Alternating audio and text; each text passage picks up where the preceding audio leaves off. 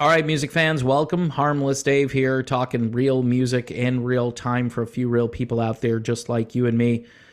So, again, another sad day in the world of music as I have to report on not one but two rock stars, fairly well known people in the music industry who have passed away within 24 hours. If you believe in that old adage, it typically happens in threes. Well, you add Jimmy Buffett, and now you've got Steve Harwell, former lead singer of the band Smash Mouth, most famous for the song All Star.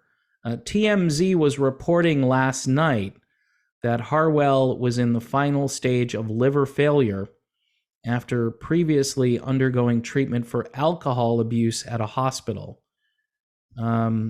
Just really bad stuff here. A source close to Harwell explained to People magazine that the musician had suffered profusely with addiction over the years, which had led to some of his medical and mental health issues. So again, Steve Harwell dead at age 56. Pop culture from the 90s.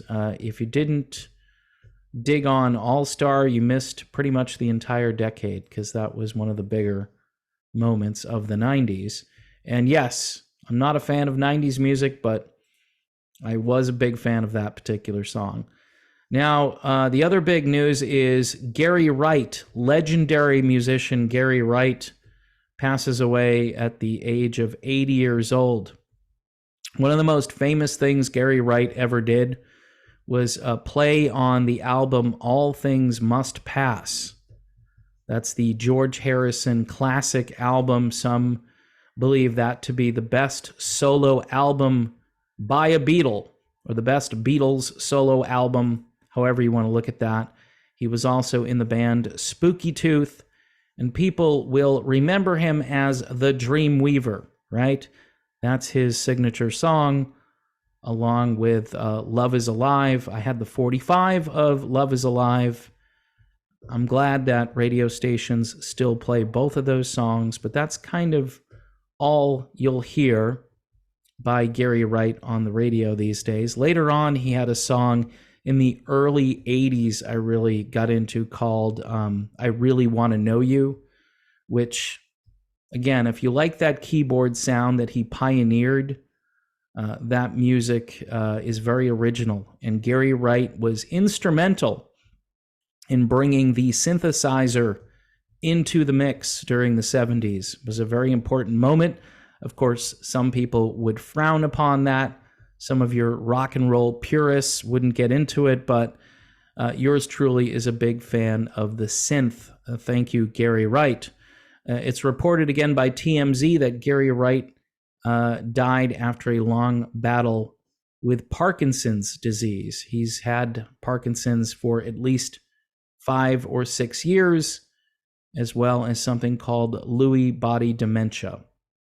Gary's Parkinson's progressed rapidly over the past year, and his son Justin says his dad eventually lost the ability to move around and speak.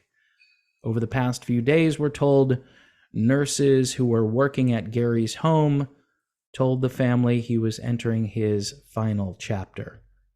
So, really tragic stuff in both of these cases, and it's just sad. Of course, Gary Wright, 80 years old, accomplished a lot.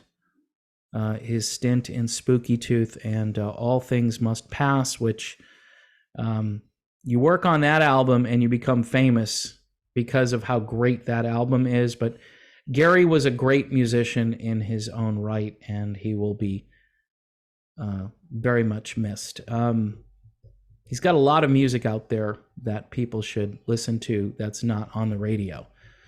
So in any event, folks, the beat goes on, and it's a sad thing when you lose two pretty well-known musicians. Gary Wright, to me, was a pioneer and did a lot of great things, and probably should have been a little more popular in the sense that he just couldn't get things going after Dreamweaver again. And that's probably the music industry's fault, the record label's fault, because he always put out really great material. And our thoughts and prayers, obviously, go out to everybody here who loved either one of these two very famous people. But hopefully we're not going to have to report on any more of this anytime soon. All right, that's the video. Thanks for watching. God bless everyone. Take care of yourself, and we'll talk soon.